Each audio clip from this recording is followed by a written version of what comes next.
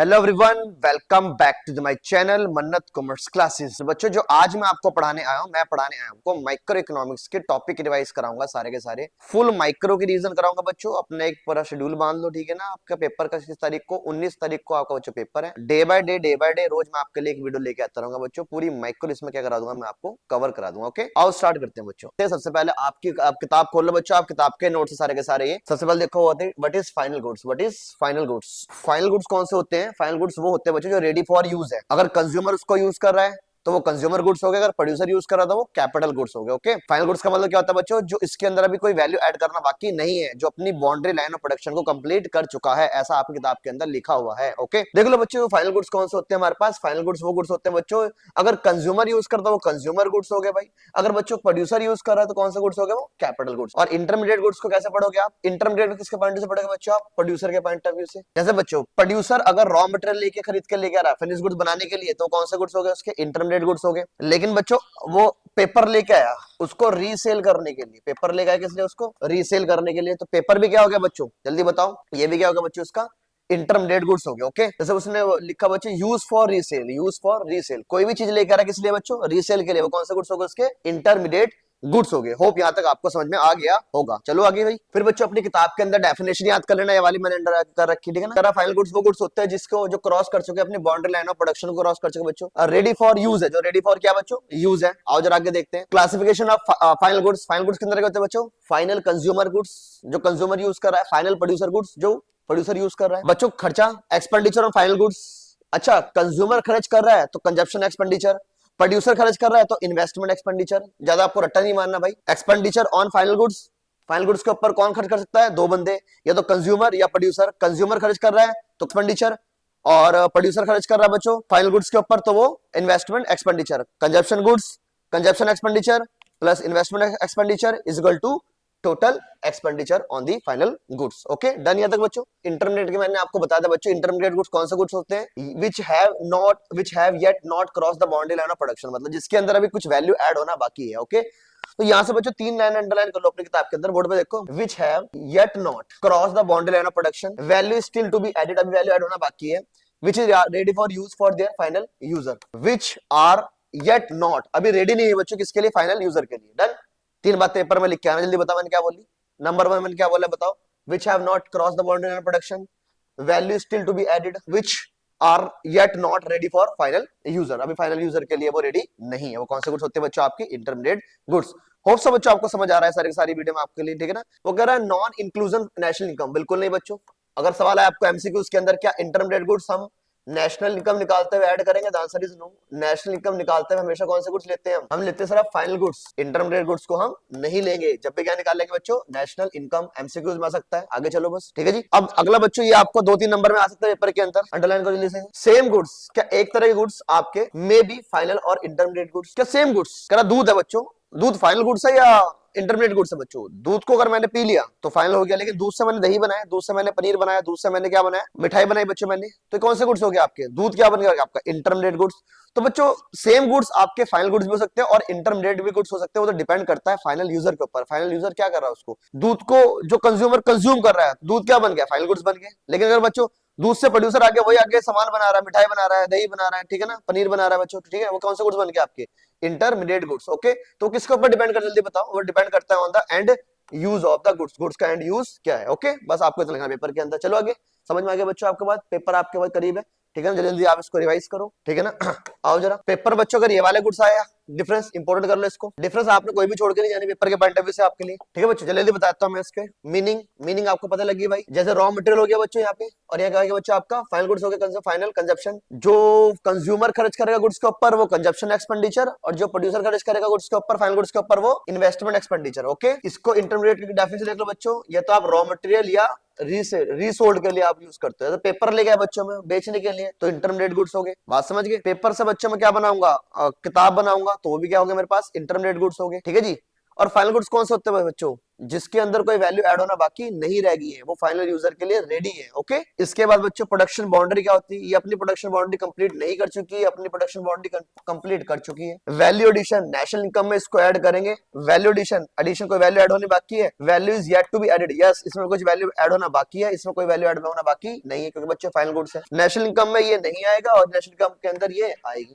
Done, खत्म होगी बात। बस ऐसे पढ़ना, आपको जल्दी जल्दी पढ़ना, कोई आपको रट्टा नहीं मारना, लॉजिकली पढ़नी है आपको इकोनॉमिक्स। थोड़ा आप एक टॉपिक लेके बैठे रहोगे, रट्टा मारते रहोगे उसको, नहीं, लॉजिकली पढ़ना, दिमाग तेज चलाना अपना पढ़ते। ओके, इधर देखो बोर्ड के ऊपर, ये टॉपिक कर लेते हैं जल्दी। भाई कंजप्शन गुड्स को क्लासिफाई किया है बच्चों, ड्यूरेबल गुड्स जो 1 साल से ज्यादा चलती है उसको ड्यूरेबल गुड्स बोल देते हैं। सेमी ड्यूरेबल बच्चों जो 1 साल के अंदर न चलती है उसको सेमी ड्यूरेबल। नॉन ड्यूरेबल जिसका बच्चों वन टाइम यूज है, जिसका वन टाइम यूज है बच्चों। और बड़ी सर्विस जो गुड्स नहीं है, जो गुड्स नहीं है वो सर्विस है, जो गुड्स नहीं है वो सर्विस है। ओके, बस इतना याद करना। तो ड्यूरेबल गुड्स बच्चों जैसे एग्जांपल ला देना पेपर के अंदर अपनी, 1 साल से ज्यादा क्या चलते हैं बच्चों, टीवी, रेडियो, कार, स्कूटर, 1 साल से ज्यादा आप चलाते हैं उसको। सेमी ड्यूरेबल के बच्चों कपड़े आ गए आपके, और क्या क्लोथ हो गया आपके बच्चों, कुछ इलेक्ट्रॉनिक गुड्स होगी जो 1 साल की वारंटी होती है, खराब होती है उसके बाद। बच्चों नॉन ड्यूरेबल जिसका एक बार यूज करते हैं, पेट्रोल हो गया बच्चों, इंक होगी, एलपीजी गैस होगी, मिल्क हो गया, ठीक है ना, सारे के सारे आप एक टाइम, जिनका वन टाइम यूज है बच्चों, ठीक है ना। पेट्रोल वाले बच्चों बाइक के अंदर वो खत्म हो गया, बस इसका वन टाइम यूज है। ओके चलो, इसके बच्चों what is goods, what is service, service means which is not a goods, आप ऐसे लिखा हो पेपर के अंदर, which is not a goods.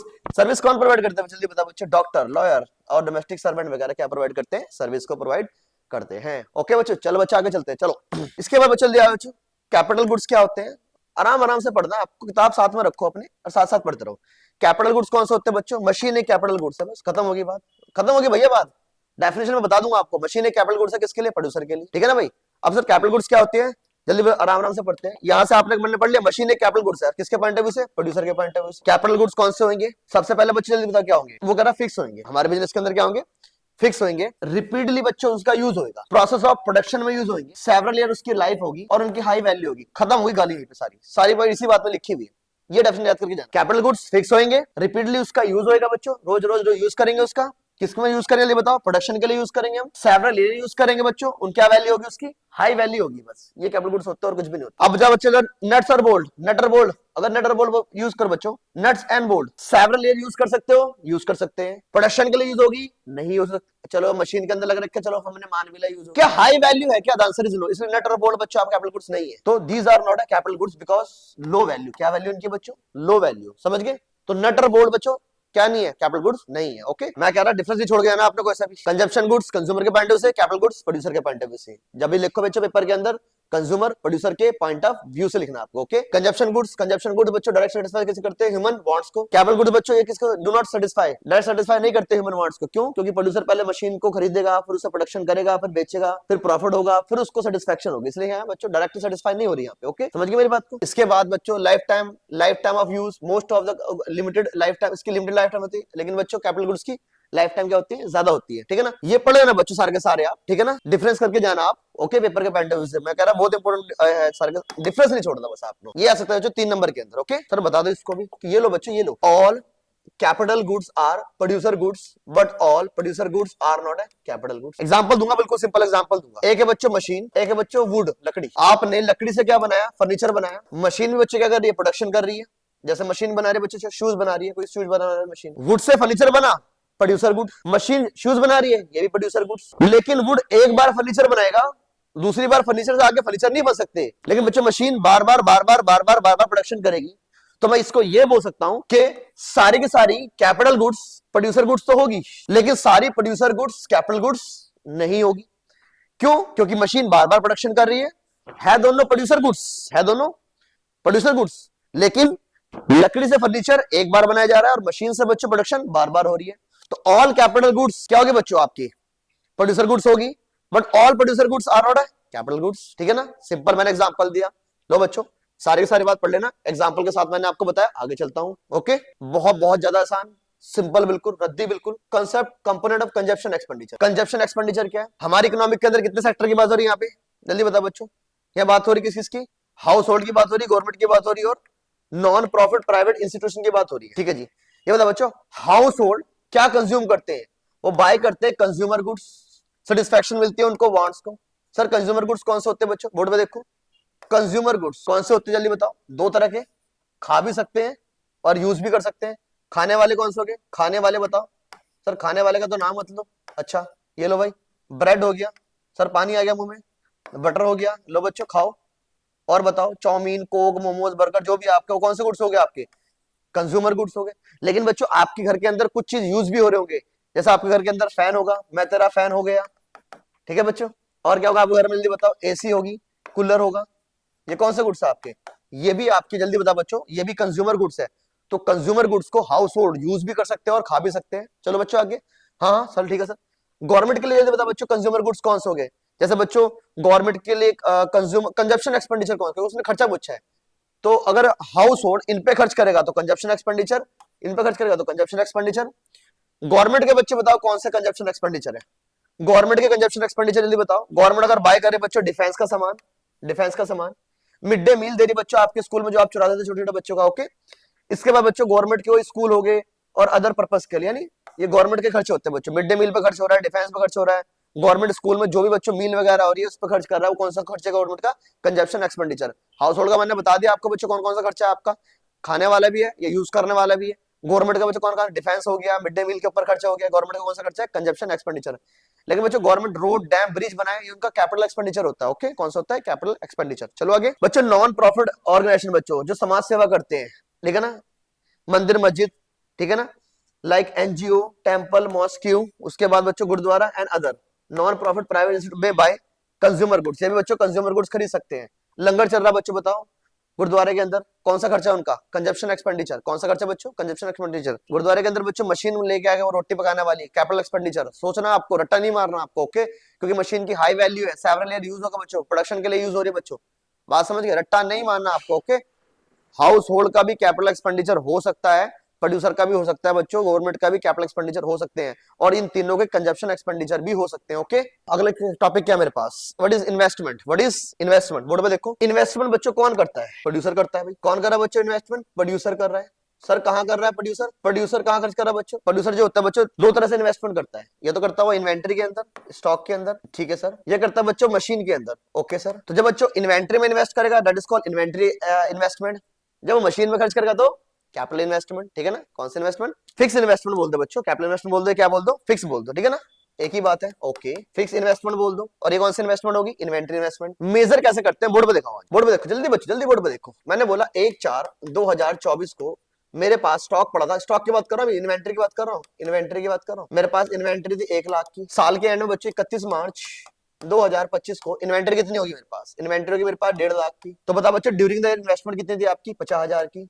रट्टा नहीं मारना आपको, क्योंकि बच्चों अगर आप शुरू में 1 लाख थी और साल में 1.5 लाख होगी आपकी, इसका मतलब कहीं ना कहीं ड्यूरिंग द ईयर आपने 50,000 की इन्वेंटरी के अंदर आपने, प्रोड्यूसर ने ड्यूरिंग द ईयर इन्वेंटरी के अंदर 50,000 की इन्वेस्टमेंट करी, ओके। समझ गए बात को आप? जी सर। तो बच्चों बताओ जल्दी से, बताओ कैसे निकालेगा inventory investment? Closing minus opening, closing minus opening. ये और लॉजिक होता है मैं इसका, देखो बच्चों मेरे पास टोटल इन्वेंटरी कितने की है? 1.5 लाख की है, जिसमें पिछले साल कितनी है आपकी? 1 लाख की है, तो इस साल कितनी होगी आपकी? 50,000 की। टोटल इन्वेंटरी आपकी 1.5 लाख की है, पिछले साल कितने, इसमें से 1 लाख की है, तो आपकी ड्यूरिंग द ईयर कितने की होगी आपकी? 50,000 की, ओके। ऐसे बच्चों अगर मैं बात करूं किस चीज की, मशीन की बात कर लो जल्दी ध्यान से। मेरे पास 1/4/2024 को एक मशीन पड़ी है, मेरे पास मशीन पड़ी है 15 लाख की मशीन पड़ी है मेरे पास। साल के एंड में बच्चों 31 मार्च 2025 को मेरे पास मशीन कितनी होगी? मेरे पास 25, ऐसा कर लो 20 लाख की होगी। बताओ बच्चों साल के शुरू 15 लाख के, साल के एंड में कितने की मशीन होगी? 20 लाख की मशीन होगी। तो ऐसा क्या हुआ सर? 20 लाख की मशीन होगी।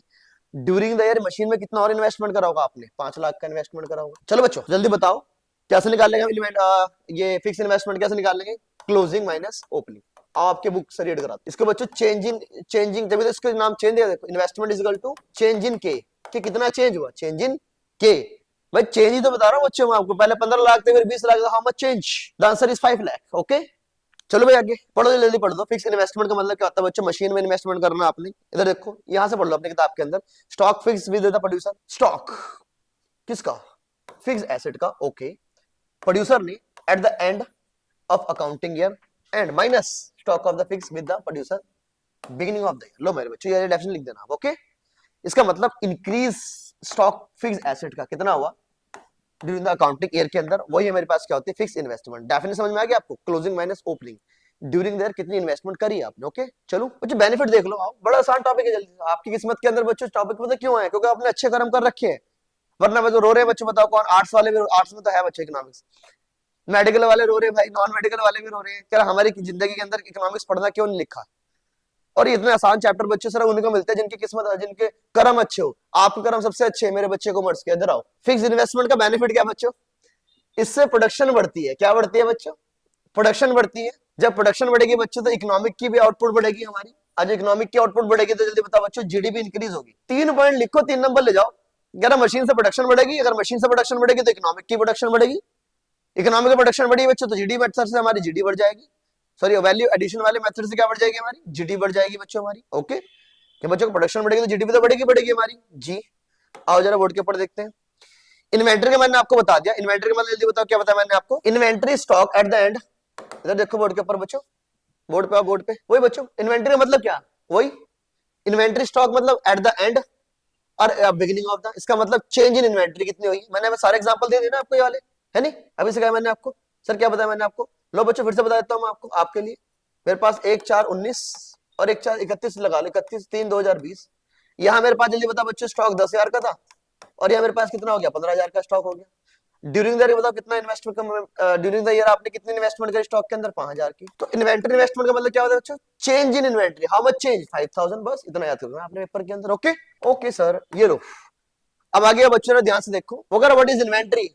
इन्वेंटरी क्या है, इन्वेंटरी बच्चों रॉ मटेरियल की भी हो सकता है। ओके, इन्वेंटरी आपके लिए बताओ और क्या हो सकती है आपकी, फिनिश गुड्स की भी हो सकती है। ठीक है जी, लो मेरे बच्चों बस आपको ये बोला गया कि इन्वेंटरी रॉ मटेरियल की हो सकती है और इन्वेंटरी किसकी हो सकती है बच्चों, फिनिश गुड्स की।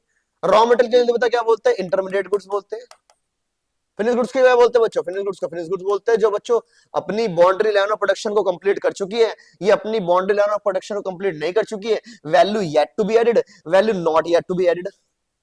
ये फाइनल यूजर के लिए रेडी है, ये फाइनल यूजर के लिए रेडी नहीं है। अगर आपकी गोडाउन के अंदर बच्चों, आपकी फैक्ट्री के अंदर, अगर आपकी इकोनॉमिक के अंदर हमेशा, जैसे मैं सपोज करो बच्चों मैं प्रोड्यूसर हूं और मेरी फैक्ट्री के अंदर हमेशा स्टॉक पड़ा रहेगा, इसके फायदे क्या है, लो बच्चों फायदे ये है इसके, अनइंटरप्टेड सप्लाई ऑफ इनपुट। कभी बच्चों मेरे स्टॉक की कमी नहीं पड़ेगी। अनइंटरप्टेड का मतलब समझ आ गया आपको, इसका मतलब मुझे जब भी स्टॉक चाहिए मुझे जब भी स्टॉक मिल जाएगा, कि मेरे पास बहुत सारा क्या पड़ा है स्टॉक पड़ा है। आप बार बार मार्केट नहीं जाओगे तो अवॉइड करोगे day to day purchase from the market. ठीक है बच्चों, वरना आपकी ट्रांसपोर्टेशन कॉस्ट बढ़ जाती है। ओके, लाने की कॉस्ट बढ़ जाती है। ओके, लो बच्चों आ गया सर ग्रॉस और नेट, जब मैं घटिया टॉपिक बच्चों ग्रॉस और नेट। इधर देखो सुनो, छोड़ो, मैं जैसे बताऊंगा वैसे याद रखो। आप बोर्ड पे आओ, ये रहा मेरा खेत, ठीक है, ये आपका खेत है सर। ये बताओ बच्चों, मैंने यहाँ उगाए 1,000 किलो आलू। ये बच्चों तुम अपने किसी पड़ोस वाले अंकल से आंटी से पूछ सकते हो, पड़ोसी से जो पढ़े लिखे भी ना वो बता देगा। ओके, वो बोला तुम क्या, हम बता देंगे। जल्दी बताओ बच्चों, मैं ये कह रहा हूं आपके खेत के अंदर 1,000 किलो आलू उगे, जिसमें से मेरे बच्चों 200 किलो खराब हो गए। तो बताओ बचे कितने होंगे, नेट कितने बचे होंगे। 1,000 किलो आलू उगाए, 200 खराब हो गए, तो बचे कितने होंगे नेट, जल्दी बताओ। तो नेट बचे होंगे, जल्दी बताओ बच्चों, 800 kg। ओके, तो लो बच्चों, तो कैसे निकालना आपने नेट, कैसे निकाला जल्दी बताओ। नेट निकाला आपने ग्रॉस माइनस खराब को बोलते हैं डेप्रिसिएशन। ओके डन भाई, कोई रट्टा नहीं मानना आपने, नेट माइनस करना प्लस करना, आप लॉजिकली आंसर देना यार। इसके बाद अब बच्चों अगर मैं आपसे पूछूं आपने नेट 800 है, मैं आपसे एक दूसरा क्वेश्चन पूछूं, मैंने अपने खेत के अंदर नेट प्रोडक्शन 800 केजी करी है 200 खराब होने के बाद, तो बताओ बनाए कितने होंगे। मैंने बोला 800 केजी मैंने सामान, 800 केजी मैंने बच्चों क्या लिया, मैं चलो आलू ले लो, आलू उगाया मैंने 800 केजी, 200 खराब होने के बाद 800 बचे, तो बनाए कितने होंगे 1000। तो बच्चों कैसे याद रखोगे इसको, जल्दी बताओ। अगर आपको क्या निकालना है, ग्रॉस निकालना है, तो कैसे करोगे, नेट प्लस डेप्रिसिएशन। इसका मतलब ये मैंने बनाए, ये खराब हो गए थे, अल्टीमेट मैंने कितने बनाए होंगे, 1000 मैंने बनाया। और जरा बच्चों इतना याद रखना आपने पेपर के अंदर। नेट इन्वेस्टमेंट से क्या होता है बच्चों, अगर नेट इन्वेस्टमेंट कर रहे हो आप, नेट इन्वेस्टमेंट बच्चों हमारा स्टॉक कैपिटल स्टॉक इंक्रीज होता है। यहाँ जो बच्चों आपकी ग्रॉस और नेट इन्वेस्टमेंट के बारे में बात हो रही है, यहाँ किसी आलू की बात नहीं हो रही है, आपकी मशीन की बात हो रही है। किसकी बात हो रही है बच्चों, मशीन की बात हो रही है। बात समझ गए, इधर देखो ध्यान से। नेट इन्वेस्टमेंट का मतलब क्या होता है बच्चों, नेट इन्वेस्टमेंट से क्या होता है, इससे रेज होते हैं क्या, स्टॉक ऑफ कैपिटल मतलब मशीन की। इट हेल्प करता है बच्चों एम्प्लॉयमेंट, जब ज्यादा मशीन में इन्वेस्टमेंट करोगे तो एम्प्लॉयमेंट बढ़ेगी मार्केट के अंदर। और बच्चों net investment net rise production, इससे प्रोडक्शन बढ़ेगी तो हमारी क्या बढ़ेगी, जीडी बढ़ेगी। तो टॉपिक ऐसे याद रखो इसको, यहाँ पे जो इन्वेस्टमेंट की बात हो रही है किसके अंदर हो रही है बच्चों, मशीन के अंदर इन्वेस्टमेंट हो रही है। Net investment and concept of depreciation बच्चों, क्योंकि बच्चों डेप्रिसिएशन किसके ऊपर लगता है, मशीन के ऊपर लगता है हमारे पास। ओके, सपोज करो, ठीक समझ में आएगी बच्चों मैं क्या समझाना चाह रहा हूँ आपको। तो अगर मैंने बच्चों जल्दी बताओ, मशीन 1 लाख की खरीदी और वो 20,000 से खराब होगी, तो 80,000 उसकी वैल्यू बची, तो उसको बोलते हैं gross minus adoption is equal to net. Okay, जितनी ज्यादा नेट इन्वेस्टमेंट होगी हमारी मार्केट के अंदर बच्चों, उतनी ज्यादा प्रोडक्शन बढ़ेगी, ठीक है ना। जितनी ज्यादा प्रोडक्शन बढ़ेगी तो बच्चों जल्दी क्या होगा, उतनी ज्यादा क्या होगा जल्दी बताओ, उतनी ज्यादा बच्चों हमारी इकोनॉमिक के अंदर क्या होगा, जीडीपी बढ़ जाएगी। ओके ओके चलो भाई, ग्रॉस नेट का बच्चों कर लेने एक बार डिफरेंस, ग्रॉस क्या है, नेट क्या है, ग्रॉस इन्वेस्टमेंट क्या होती है, नेट इन्वेस्टमेंट क्या होती है। डेप्रिसिएशन तो बच्चों आपको पता ही है, आप पढ़ते आए हो, concept of depreciation, reduction the value of the asset, reduction the value of the asset, वो क्या होती है आपकी डेप्रिसिएशन होती है। और जरा बोर्ड पे देख लो, वो कह रहा है डेप्रिसिएशन के कारण क्या है यहां से अंडरलाइन कर लो अपनी बुक के अंदर, वैल्यू गो डाउन, डाउन जा रही वैल्यू बच्चों किसकी, क्योंकि वो ऑब्सोलेट होगी, है आउटडेटेड होगी, खराब होगी, due to the change in technology and change in demand. इसको बोलते हैं expected obsolescence which the producer normally expect to happen. Done बच्चों, तो हमारे पास डेप्रिसिएशन का मतलब क्या है बच्चों, reduction the value of the assets, assets की वैल्यू कम क्यों होगी बच्चों, या तो मार्केट के अंदर नई टेक्नोलॉजी आ गई, सपोज करो बच्चों कंप्यूटर से पहले 5,000 के मिल जाते थे, मुझे नहीं पता कितने मिलते बच्चों, पहले कंप्यूटर, पहले ओल्ड कंप्यूटर थे, अब न्यू बच्चों के आ गए, उसके बाद लैपटॉप वगैरह आ गए। तो जब से बच्चे लैपटॉप आए, जो पुराने कंप्यूटर करते थे उनकी वैल्यू डाउन चलेगी, क्यों, नई टेक्नोलॉजी आने की वजह से, नई टेक्नोलॉजी आने की वजह से उनकी बच्चों डिमांड कम होगी, जब जिसकी डिमांड कम होती है मार्केट के अंदर उनकी वैल्यू गिरती है, डिमांड का रोल आपने पढ़ा ही है। और देख लो बच्चों डेप्रिसिएशन लॉस द, ये तो बच्चों किसकी वजह, टेक्नोलॉजी की वजह से होगी, या डेप्रिसिएशन बच्चों लॉस है, जैसे बच्चों normal wear and tear, machine चलेगी टूटेगी फूटेगी भी, एक्सीडेंटल बच्चों डैमेज भी होगा, और एक्सपेक्टेड ऑब्सोलेंस। तो आप तीन बात याद रखोगे, डेप्रिसिएशन के तीन मुख्य कारण क्या जल्दी बताओ, normal wear and tear, machine चलेगी टूटेगी फूटेगी, एक्सीडेंटल डैमेज हो गया बच्चों, और एक्सपेक्टेड ऑब्सोलेंस के अंदर जल्दी बताओ कौन कौन सी बातें थी आपकी, एक्सपेक्टेड ऑब्सोलेंस के अंदर चेंज इन टेक्नोलॉजी और चेंज इन डिमांड। तीन पॉइंट याद हो गए। चलो भाई आगे बच्चों, एक्सपेक्टेड का मतलब होता है जो, एक्सपेक्टेड का मुझे पता है, जैसे मैं बच्चों प्रोड्यूसर हूं, मुझे पता है नई टेक्नोलॉजी आ गई तो मेरे वाले एसेट की वैल्यू डाउन जाने वाली है, that is called expected depreciation. मुझे पता है मार्केट के अंदर जब नई चीज आएगी तो बच्चों मेरे प्रोडक्ट की क्या डिमांड कम होने वाली है, तो मेरे प्रोडक्ट की डिमांड कम होगी तो मेरे प्रोडक्ट की वैल्यू भी कम होने वाली है, ये भी क्या होती है आपकी एक्सपेक्टेड ऑब्सोलेंस, ठीक है ना। ऑब्सोलेंस मतलब आपको पता है बच्चों आपकी वैल्यू गिरने वाली है। ओके, एक होते हैं बच्चों अनएक्सपेक्टेड, अनएक्सपेक्टेड का मतलब जल्दी बताओ क्या होता है, जैसे बच्चों भूकंप आ गया, वो अनएक्सपेक्टेड है। चलो बच्चों यहाँ डिफरेंस बताता हूँ मैं आपको, पक्का पेपर में आ सकता है ये, एक्सपेक्टेड ऑब्सोलेंस और अनएक्सपेक्टेड ऑब्सोलेंस। एक्सपेक्टेड का मतलब होता है बच्चों आपके एसेट्स की वैल्यू गिर रही है, किस वजह से गिर रही है, चेंज इन टेक्नोलॉजी की वजह से या चेंज इन डिमांड की वजह से, इसको बोलते हैं एक्सपेक्टेड ऑब्सोलेंस। एसेट्स की वैल्यू डाउन जा रही है आपकी, इसको हम डेप्रिसिएशन भी बोल देते हैं, ठीक है। डन बच्चों, expected obsolescence manage through the depreciation reserve, इसके लिए क्या बनाते हैं बच्चों, डेप्रिसिएशन रिजर्व फंड बनाते हैं। सर ये क्या होता है डेप्रिसिएशन रिजर्व फंड, बताता हूँ आपको मैं। ओके, अनएक्सपेक्टेड का मतलब क्या बच्चों, जैसे बच्चों एक मशीन रखी है, एकदम छत गिर गई उस मशीन के ऊपर, तो मशीन टूट गई भाई, उसको बोलते हैं unexpected obsolescence. Okay, natural calamities की वजह से, इकोनॉमिक रिसेशन की वजह से मेरे बच्चों, this is it is not a part of depreciation, deemed as a capital loss, क्या बोलते हैं इसको, कैपिटल लॉस बोलते हैं। Unexpected obsolescence manage through the insurance field exit, ठीक है बच्चों। जो अनएक्सपेक्टेड हमारे पास लॉस होता है, इसके हम कोई डेप्रिसिएशन रिजर्व नहीं बनाते, हम इसके लिए कराते हैं इंश्योरेंस, क्या कराते हैं इसके लिए, इंश्योरेंस। तो अनएक्सपेक्टेड ऑब्सोलेंस को रिकवर करने के लिए हम क्या कराते हैं, इंश्योरेंस कराते हैं। ओके, समझ गए बच्चे बात को, जी सर। लो जरा आगे देखो बच्चों, मैं आपको एक टॉपिक में जब आपने बताया रिजर्व फंड क्या होता है भाई, इधर देखो मेरे पास एक मशीन है, बोर्ड पे देखो, मशीन मेरे पास 1,00,000 की है। ओके, कितने की मशीन है भाई, 1,00,000 की है। हर महीने से बच्चों इसकी वैल्यू कितनी है, 10 साल है, तो हर साल कितनी डेप्रिशिएट होगी बच्चों, 10,000 से क्या होगी बच्चों, डेप्रिशिएट होगी। ओके, तो मैं क्या काम करता हूं, प्रॉफिट और लॉस का कुछ पैसा हर साल कहां डालता हूं, डेप्रिशिएशन रिजर्व में डाल देता हूं। 10 से डेप्रिशिएशन बच्चों, 10 से मैंने रिजर्व बना लिया, फिर अगले साल 10 से मशीन फिर डेप्रिशिएट हुई, मैंने पेड़ से फिर रिजर्व बना लिया, ठीक है ना बच्चों। फिर अगले साल 10 से क्या हुई, डेप्रिशिएट हुई, फिर मैंने अगले साल 10 का फिर क्या बना लिया, रिजर्व बना लिया। ऐसे बच्चों जो 10वें साल में आके कितने डेप्रिशिएट होगी, पूरी 1,00,000 से डेप्रिशिएट होगी, और रिजर्व कितना हो जाएगा हमारे पास, 1,00,000 का रिजर्व भी हो जाएगा। तो जो वॉर्न आउट मशीन है उसको रिप्लेस करने के लिए मेरे बच्चों क्या बनाया जाता है, डेप्रिशिएशन रिजर्व फंड बनाया जाता है। ओके, बात समझ गए, वॉर्न आउट मतलब पुरानी मशीन, खराब मशीन को रिप्लेस करने के लिए बच्चों क्या बनाया जाता है, जल्दी बताओ, डेप्रिशिएशन रिजर्व फंड बनाया जाता है। ओके, चलो बच्चों आगे, जी सर चल सकते हो आप आगे। ओके, वेरी वेरी सिंपल, आगे देखो बच्चों, क्या स्टॉक और फ्लो, सर स्टॉक फ्लो है क्या बच्चों, देखो एक बात बोलूंगा, बस समझ आनी चाहिए आपको। जिसको हम मेजर करते हैं at a point of time वो स्टॉक है, और जिसको मेजर करते हैं over a period of time वो क्या होता है बच्चों, फ्लो है आपका। जैसे बच्चों मैं बोल रहा है स्टॉक 31 मार्च को मेरे पास कितना स्टॉक पड़ा है, तो एक पॉइंट ऑफ टाइम मेजर कर रहे हो। या 1 अप्रैल को मेरे पास कितना स्टॉक पड़ा है बच्चों, at a point of time क्या कर रहे हो, उसको मेजर कर रहे हो। तो स्टॉक को मेजर करते हैं at a point of time, वो क्या बन गया आपका बच्चों, स्टॉक बन गया। लेकिन बच्चों अगर मैं बात करूं हमारे पास जो हमारे पास प्रॉफिट है, तो प्रॉफिट देखो बच्चों ध्यान से, जिसको मेजर करते हैं पूरे साल में। जैसे बच्चों आपने पूरे साल में कितनी ट्रांजेक्शन की है वो फ्लो है। मैंने पूरे साल कितनी cell purchase sale purchase sale purchase sale purchase sale purchase की है, पूरे साल मैंने कितनी सेल परचेज करी, जल्दी बताओ वो क्या है, वो क्या जल्दी बताओ बच्चों, वो है आपका फ्लो है। तो फ्लो को मेजर करते जल्दी बताओ over a period of time. आपको पेपर में इतना लिखना, flow can be measure over a period of time, ठीक है ना। और बच्चों स्टॉक को हम मेजर करेंगे at a point of time. Okay चलो भाई इतना हो गया आपका, तो पढ़ लेना बच्चों ध्यान से। वेल्थ क्या है बच्चों, वेल्थ एक स्टॉक है, वेल्थ क्या है, एक स्टॉक है। इसका आंसर लिखे जरा ध्यान से, पहला का आंसर क्या बच्चों, स्टॉक है, ठीक है ना बच्चों। दूसरे का एक्सपेंडिचर ऑफ मनी, मनी है बच्चों, क्योंकि पूरे साल आप खर्च करते हो, पूरे साल क्या करते हो आप, खर्च करते हो बच्चों। कितना खर्च करा आपने, पूरे साल का पूरे पीरियड का निकालते हो, तो वो क्या है, फ्लो है आपका। वेल्थ क्या होता है बच्चों, धन, प्रॉपर्टी कितनी है आपके पास, धन कितना है आपके पास, घर, जैसे बच्चों घर आपका एक वेल्थ है, घर क्या है आपका लिए एक वेल्थ है, बात समझ गए।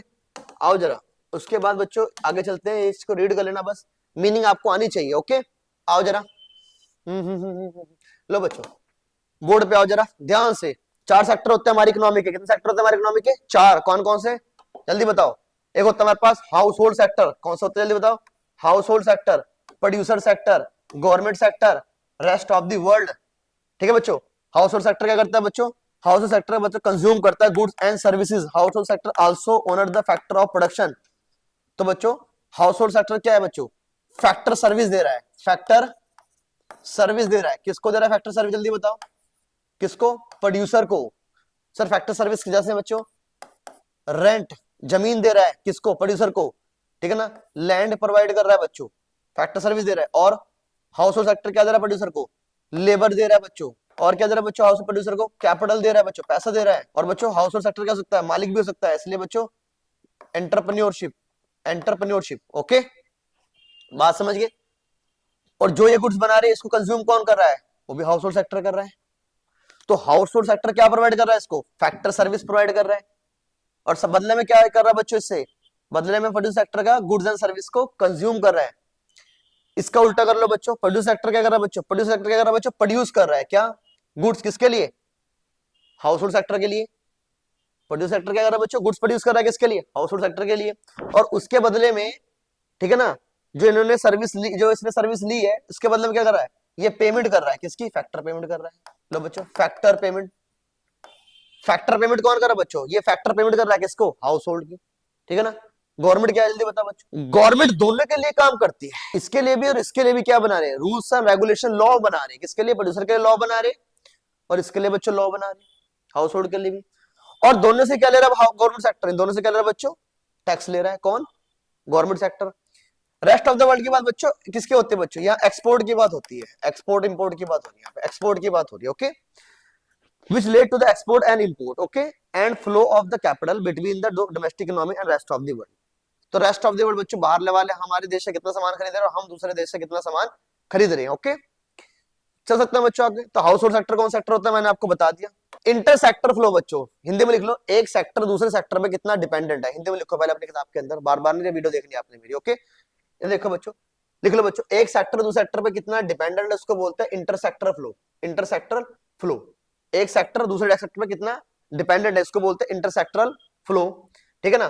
तो हाउस होल्ड क्या डिपेंड है बच्चों, हाउस होल्ड डिपेंड करता है किसके ऊपर, प्रोड्यूसर के सेक्टर के ऊपर, for supply of the goods and services need for consumption. तो भाई हाउस होल्ड डिपेंड करता है, प्रोड्यूसर का सेक्टर किसके ऊपर डिपेंड कर रहा है बच्चों, हाउस होल्ड के ऊपर, क्योंकि वो क्या है सप्लाई कर रहे हैं बच्चों, प्रोड्यूसर हाउस होल्ड सेक्टर क्या सप्लाई कर रहे हैं बच्चों प्रोड्यूसर को, जल्दी बताओ। सर वो सप्लाई कर रहे हैं फैक्टर ऑफ प्रोडक्शन सप्लाई कर रहे हैं, जैसे बच्चों लैंड लेबर कैपिटल मैंने बताया आपको। ओके और गवर्नमेंट सेक्टर बच्चों, गवर्नमेंट सेक्टर डिपेंड करता है प्रोड्यूसर के ऊपर भी और हाउस होल्ड के ऊपर भी, क्योंकि उसको क्या चाहिए, टैक्स चाहिए उससे। Producer sector house hold sector depend करते हैं किसके ऊपर बच्चों, गवर्नमेंट के ऊपर, क्योंकि जितने भी कानून बना रहे हैं एडमिनिस्ट्रेटिव सर्विस कौन दे रहा है बच्चों, ये लॉ एंड ऑर्डर कौन बना रहा है बच्चों, गवर्नमेंट तो बना रही है, किसके लिए, हाउस होल्ड के लिए भी और प्रोड्यूसर के लिए भी। ओके तो बच्चों एक सेक्टर दूसरे सेक्टर के ऊपर डिपेंड होता है। ओके चलो फिर से रिवाइज करते हैं। हाउस होल्ड सेक्टर किसके ऊपर डिपेंडेंट है? प्रोड्यूसर के ऊपर, क्योंकि प्रोड्यूसर किसके ऊपर? गुड्स एंड सर्विस के ऊपर। प्रोड्यूसर सेक्टर बच्चों क्या है, किसके ऊपर डिपेंडेंट है? हाउस होल्ड के ऊपर, क्योंकि हाउस होल्ड क्या प्रोवाइड कर रहे हैं उसको? फैक्टर सर्विस प्रोवाइड कर रहे हैं। गवर्नमेंट किसके ऊपर डिपेंडेंट है बच्चों? दोनों के ऊपर, क्योंकि वहां से क्या आ रहा है? टैक्स आ रहा है, ठीक है ना। और प्रोड्यूसर और हाउस होल्ड किसके ऊपर डिपेंडेंट, जल्दी बताओ? गवर्नमेंट के ऊपर, क्योंकि बच्चों क्या बना रहे हैं उनके लिए? रूल्स एंड रेगुलेशन, लॉ बना रहे हैं, ठीक है, लॉ एंड ऑर्डर मेंटेन कर रहे हैं। ओके चलो भाई आगे। अब बच्चों पेपर में आएगा व्हाट इज रियल फ्लो। जल्दी देखो बच्चों क्या आएगा पेपर के अंदर? Real flow. तो रियल फ्लो के अंदर बस पैसे की बात नहीं होती, सर्विस कौन किसको दे रहा है, ये रियल फ्लो, बस इस तरह रखो। तो मैंने क्या बोला, रियल फ्लो में कभी भी खर्चे नहीं देखे जाते, रियल फ्लो के देखे जाते कौन किसको क्या प्रोवाइड कर रहा है। ओके, हाउस होल्ड क्या दे रहा है बच्चों? प्रोड्यूसर को फैक्टर सर्विस दे रहा है, और ये इधर से क्या प्रोवाइड कर रहा है बच्चों, जल्दी बताओ? ये इसको क्या प्रोवाइड कर रहे हैं? प्रोड्यूसर हाउस होल्ड को गुड्स एंड सर्विस प्रोवाइड कर रहे हैं, ठीक है ना। आओ जरा, ये होता क्या बच्चों? मनी फ्लो, पैसे की बात कर लेंगे भाई। अगर हाउस होल्ड बच्चों प्रोड्यूसर सेक्टर के ऊपर क्या खर्च कर रहा है? गुड्स एंड सर्विस के ऊपर, और ये इसको क्या पेमेंट दे रहा है? फैक्टर पेमेंट दे रहा है भाई। तो मनी के अंदर पेमेंट की बात होगी। हाउस होल्ड वाले इसको पेमेंट क्यों करेंगे? क्योंकि इन्होंने गुड्स खरीदी है, किससे? प्रोड्यूसर से।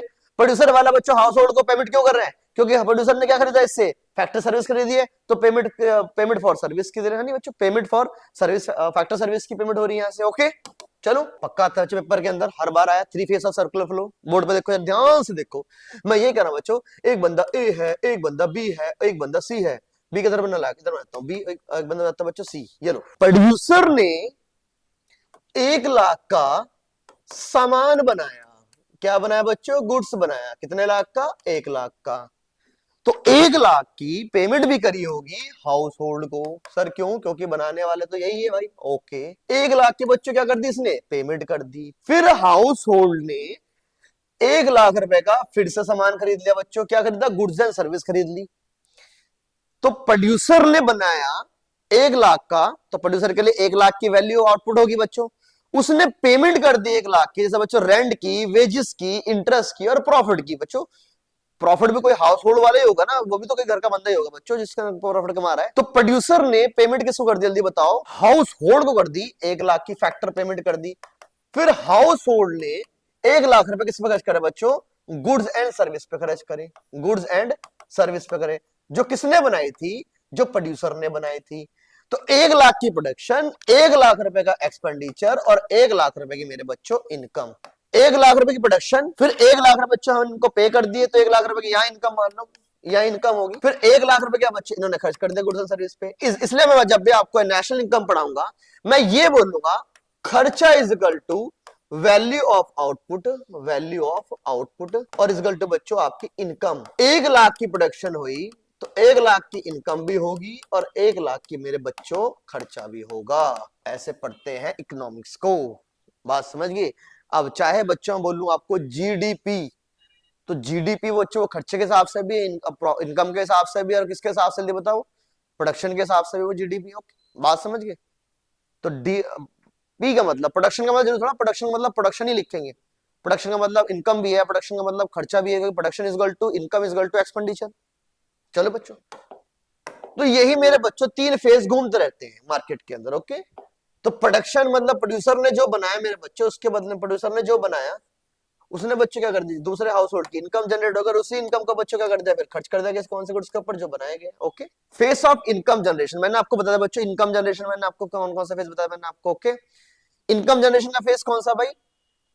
लैंड के ऊपर रेंट मिलेगा हाउस होल्ड को, इंटरेस्ट कैपिटल के ऊपर इंटरेस्ट मिलेगा बच्चों, और वेजेस के बदले में क्या लेबर को क्या मिलेगी? वेजेस मिलेगी।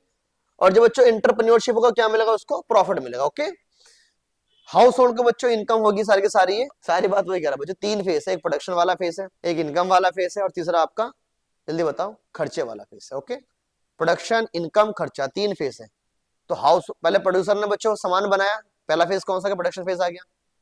उसके बदले में बच्चों क्या क्या प्रोवाइड करे? उसने इनकम डिस्ट्रीब्यूट करी प्रोड्यूसर ने, तो इनकम वाला फेस आ गया, ठीक है ना। फिर उसी हाउस होल्ड ने गुड्स पे खर्च करा, तो थर्ड कौन सा? एक्सपेंडिचर वाला फेस आ गया। ओके, ये सारी बात लिखी बच्चों। 2 सेक्टर मॉडल लिया हमने। पेपर में अगर आपको आया जल्दी बताओ बच्चों, क्वेश्चन कौन सा है आपका? ये आ गया circular flow model. 2 sector economy लेना बच्चों। तो सर्कुलर के अंदर आपने रियल भी लेना और मनी फ्लो दोनों कंबाइन कर देने हैं। रियल के अंदर बच्चों हम सर्विस देखते हैं कौन किसको क्या प्रोवाइड कर रहा है, और मनी के अंदर क्या देखते हैं? कौन किसको कितनी पेमेंट कर रहा है, ये मनी फ्लो के अंदर देखता है। ओके, प्रोड्यूसर वाले ने हाउस होल्ड को बच्चों पेमेंट करी, मनी फ्लो आ गया। हाउस होल्ड ने सामान की पेमेंट करी, जो सामान खरीदा उसकी पेमेंट करी प्रोड्यूसर को, मनी फ्लो आ गया। अच्छा, हाउस होल्ड ने सर्विस दी प्रोड्यूसर को, रियल फ्लो आ गया। प्रोड्यूसर ने क्या दे बच्चों, गुड्स सप्लाई करे हाउस होल्ड को, ये भी रियल फ्लो आ गया। तो पेमेंट की बात होगी साहब, वो मनी फ्लो है। जब भी बच्चों सर्विस एक दूसरे को प्रोवाइड कर रहे हैं, वो कौन से फ्लो हो गया जल्दी बताओ, रियल फ्लो। ओके, तो सर्कुलर फ्लो के अंदर ये आएगा बच्चों। चलो भाई, आपके अजम्पशन ये लगानी, जब आपका सर्कुलर फ्लो लगाओगे बच्चों, आप दो सेक्टर नहीं लोगे, तीसरा सेक्टर नहीं लोगे। सर ऐसा किसी, मैंने आपको अभी तक ये नहीं बताया बच्चों, 1 लाख की प्रोडक्शन हो, 1 लाख की इनकम हो, फिर 1 लाख ही पे हमने खर्च कर दिया, अजम्पशन। जल्दी बता बच्चों, अजम्पशन क्या लगा रहे हो? 1 लाख रुपए इनकम होने के बाद 1 लाख खर्च कर रहे हैं, मतलब कोई भी सेविंग नहीं होनी चाहिए साहब। क्यों सर? बच्चों मेरे बच्चे इकोनॉमिक्स अजम्पशन बेस पे चलती है। ओके, मैं थोड़ा कह रहा हूँ, ठीक है ना। तो बस मैं आपको बता रहा हूँ कि भाई जैसे मार्केट में जितना पैसा आया उतना पैसा क्या हो, खर्च हो गया। तो बच्चों मेरे पास ये सर्कुलर ये वाला फ्लो लगता है। ओके, चलो भाई, इसके बाद बच्चों डोमेस्टिक इकोनॉमिक, क्लोज इकोनॉमिक। सबसे पहले आपकी कौन सी इकोनॉमिक होनी चाहिए? 3 एजम्पशन बताओ। अगर आपको बच्चों ये मॉडल लगाना है, कौन सा मॉडल लगाना है? ये वाला मॉडल लगाना है, सर्कुलर फ्लो मॉडल। तो आपकी एजम्पशन ये होनी चाहिए भाई, मार्केट के अंदर कितने सेक्टर होने चाहिए? 2 सेक्टर होने चाहिए इकोनॉमिक के अंदर। हाउस होल्ड अपनी सारी इनकम खर्च करेगा, सेविंग नहीं करेगा। और डोमेस्टिक इनकम क्या होनी चाहिए आपकी, डोमेस्टिक इकोनॉमी क्या होनी चाहिए आपकी, क्लोज होनी चाहिए। गवर्नमेंट को इंटरफेयर नहीं होना चाहिए, no role of the government. Okay, there is no government in the economy. Okay, इसके फायदे क्या है सर्कुलर फ्लो का? इससे हमें ये पता लग जाता है भाई देश की नेशनल इनकम कितनी होगी, और दूसरा बच्चों एक सेक्टर दूसरे सेक्टर के ऊपर कितना डिपेंडेंट है। ओके, 2 पॉइंट आप लिख के आना। ओके सर, नेशनल इनकम कैसे पता लगेगा बच्चों? मेरे बच्चों नेशनल इनकम कैसे नहीं पता लगेगा आपको? इनकम मेथड से पता भी लग सकता है आपको, खर्चे मेथड से निकाल सकते हो आप, वैल्यू एडिशन मेथड से भी निकाल सकते हो आप। तो यही बात तो हो रही है यहाँ पे बच्चों। ओके, सारे के सारे क्वेश्चन जरूर कंप्लीट करना है इसके। कोई बच्चों अगर आपको नहीं समझ में आई कोई बात, ठीक है ना, तो आप बच्चों मेरे व्हाट्सएप पे मुझे कांटेक्ट कर सकते हो, ठीक है ना। ये बच्चों आप मुझे इंस्टाग्राम पे भी कर सकते हो, इंस्टाग्राम पे बच्चों आप मुझे मैसेज कर सकते हो, मैं आपका वहां पे रिप्लाई कर दूंगा अगर आपको कोई भी अगर डाउट वगैरह हो। हालांकि बच्चे मेरा व्हाट्सअप नंबर है, आप ये भी नोट कर सकते हो, 9779 आप मुझे यहाँ पे बच्चों क्वेरी पूछ सकते हो। कोई टॉपिक अगर आपका समझ में नहीं आया बच्चों, तो आप मुझे यहाँ से डाउट ले सकते हो, 9779548290। ओके, पढ़ने स्टार्ट करो बच्चों, पेपर है आपके। वीडियो अच्छी लगी बच्चों, फ्रेंड के साथ जरूर शेयर करना। कोई अगर आपका पॉइंट रह गया हो, आप मुझे व्हाट्सअप कर सकते हो, बच्चों मुझे इंस्टाग्राम पे मैसेज कर सकते हो। Okay, bye bye.